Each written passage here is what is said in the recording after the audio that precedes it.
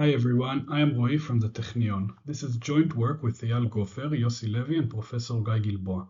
Today I will present our work accepted as an oral presentation at ICLR 2026. We show that contrastive learning naturally induces Gaussian structure in learned representations. Contrastive learning is widely used in modern representation learning. The idea is simple. We take two augmented views of the same image, a positive pair, and train on the model to bring them closer while pushing away all other samples called negatives. So the objective has two forces, pull positives together and push negatives apart. These models, like most encoders, produce high-dimensional embeddings which are hard to analyze and understand. Foundation models, such as CLIP, are trained on massive datasets and are successfully used across many downstream tasks. But a key question remains: what is the structure of these representation spaces? If the distribution is simple, for example Gaussian, we can analyze it using classical tools such as likelihoods, entropy, and mutual information.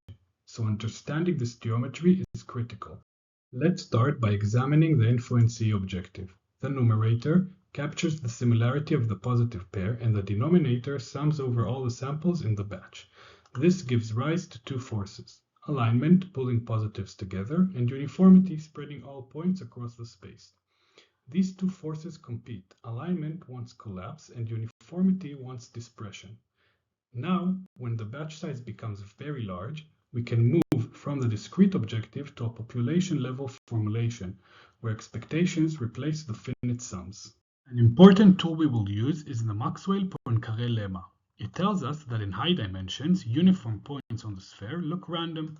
More importantly, when we project an infinite dimensional space onto any finite set of coordinates, the result is Gaussian. This will be a key ingredient in our analysis. Our first contribution is to show that alignment is fundamentally bounded by the augmentation. Stronger augmentations destroy information, making it harder to match different views of the same image. We formalize this using the HGR maximal correlation, which provides a bound on how aligned two augmented views can be. As a result, augmentation strength directly controls the maximal achievable alignment.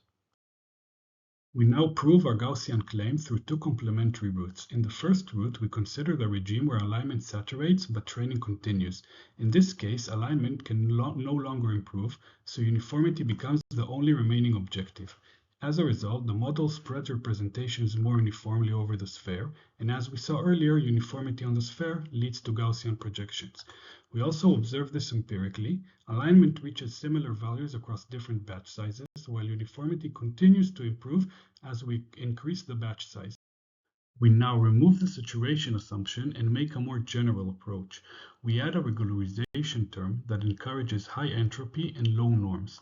We then define the best attainable alignment, which captures the maximal alignment achievable by any encoder under a given representation distribution.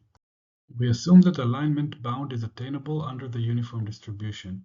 We do not require an encoder that achieves this alignment, only that it is attainable.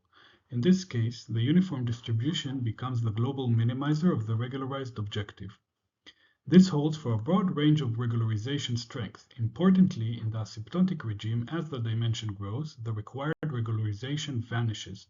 So in the limit, we again recover uniformity on the sphere, and therefore Gaussian projections, under an objective equivalent to the InfoNCE. Testing our theory in the finite dimensions and data case, we observe strong Gaussian behavior. We start with a linear encoder and synthetic data from different distributions and evaluate norm concentration and standard normality tests per coordinate. These results are shown for the unnormalized embeddings. We then consider a more challenging setting with binary data and observe that as training progresses, the representations become increasingly Gaussian.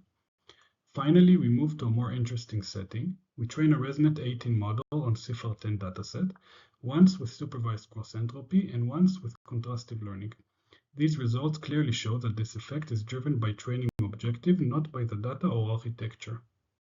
In the CIFAR setting, we track Gaussianity during training. The representations become increasingly Gaussian over time and their norms concentrate. To summarize, contrastive learning naturally induces Gaussian structure. Augmentations control the maximal alignment, and asymptotically, uniformity on the sphere becomes the global solution.